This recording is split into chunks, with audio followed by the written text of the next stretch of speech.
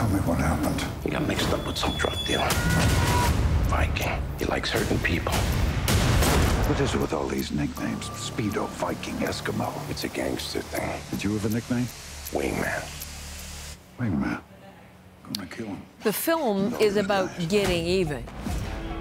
One guy could And it's starring Liam Neeson, who starred in so many movies about getting even.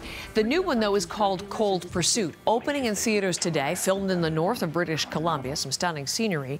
And whatever buzz has surrounded the release of the film has now been overshadowed by some real-life comments that Liam Neeson made, which we're going to get into with Eli, because Eli's here to cover all things related to this film. Congrats again. Oh, thank you. Incidentally, on your Canadian Screen Award nomination.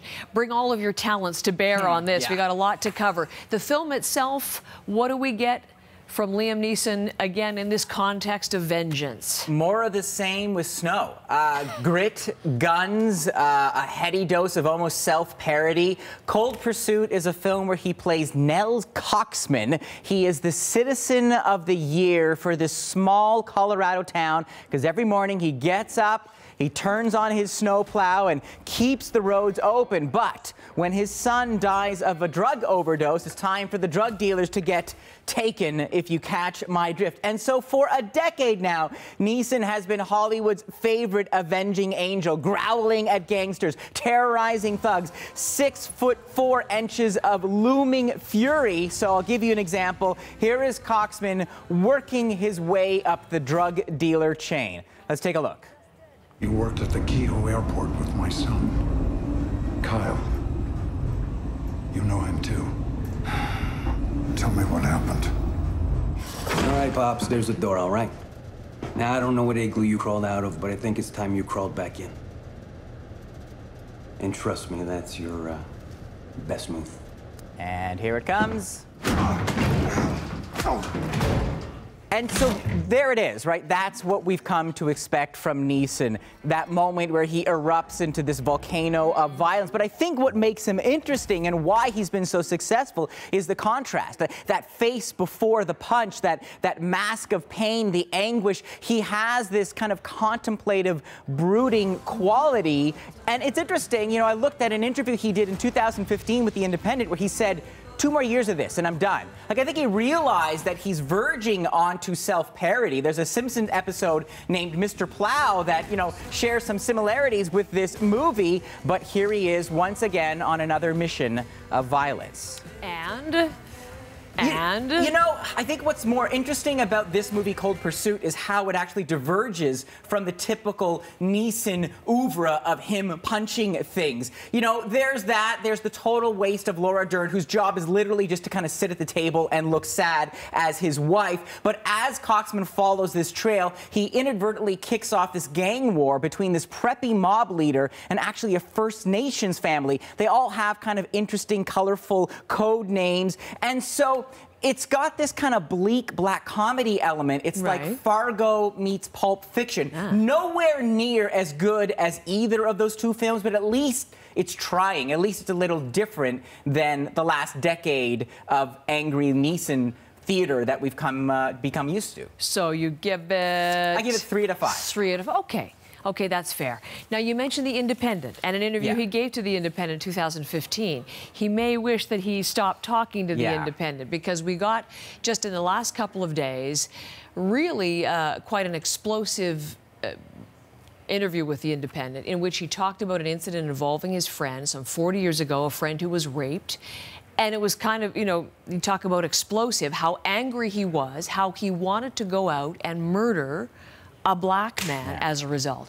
Well, these comments have, of course, exploded into controversy this week. We've seen a red carpet cancel. Talk a little bit more about the comments, the aftermath, and I'm also interested what you think in terms of how this might affect all the film. You know, the thing is, in these Neeson angry man movies, he's always justified. Right? You took my wife, you took my son, whatever. And so there is this, like, pleasure almost in watching him plow through his enemies, because we always have this feeling that they had it coming. They deserved it. So you can sit back and munch on your popcorn in between the bloody punches. It's okay. It's kind of fun. He's doing this thing because he's acting. But, you know, as you said, the story that he confessed to after learning his friend was raped and indiscriminately looking for a black man to pick a fight with and then possibly even kill, and not the alleged assailant, but just some, you know, innocent person, any black man, to quell his rage.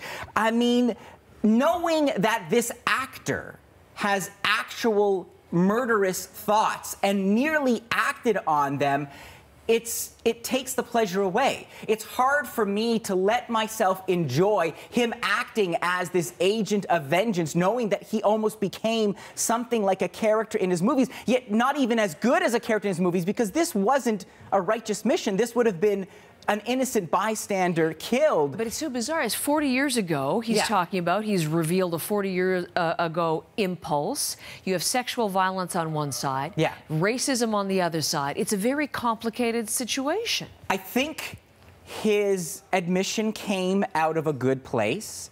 I think he was trying to share a personal story. There's the awkwardness that he was using this disturbing incident to promote his film. But I think he was trying to make a point about, look, this was something that I struggled with, and many of us have dark thoughts, and he confronted it, and he's talked to friends about it, he spoke to a priest about it, and he's grown. He said, I'm not racist, I'm not that man. I understand that.